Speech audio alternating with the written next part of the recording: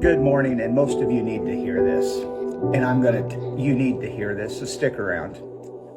I was hugging my wife last night, as I have been doing a lot lately. There's a lot on her mind. There's a lot on our minds. But I told her something that came out of my mouth, not pre-conceived, just came to me, and I'm able to say things that I feel now. I have my voice, and it is wonderful. There's no filter. It comes from my heart and out my throat. It doesn't go through my head and get, how is this going to be taken? Should I say this? How is it, is this me? All that. And this is what's called living through your heart. And it's a side effect of living through your heart. What comes from your heart goes out your throat, and it comes out. And here's what I told her. I said, there is no need to be perfect in a forgiving relationship. Let that sink in. There is no need to be perfect in a loving and forgiving relationship. Let me throw you through the logic, because I was a programmer, computer logic, and here's the logic. It's an if-then. Now, if forgiveness is given in a relationship, if it's a given that forgiveness is going to be part of this relationship, then I'm able to admit my mistakes, because I know my mistakes will be forgiven. I can speak my truth, because if that truth that comes out is harsh and hurtful, it will though still nonetheless be forgiven.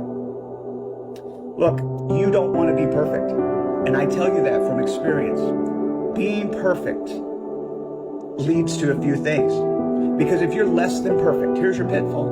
When you're less than perfect and you want to be perfect, then what you say to yourself when you're not perfect, which is all the time, it says to you, you're guilty, you've failed.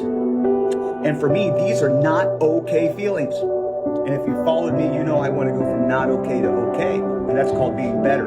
So to feel better, I must forgive myself. And when I understand the power of forgiveness, and when you understand that when you forgive yourself and you feel the power of forgiveness, that you want to give it freely to everybody else, and you want everybody else to inhibit that freely received forgiveness.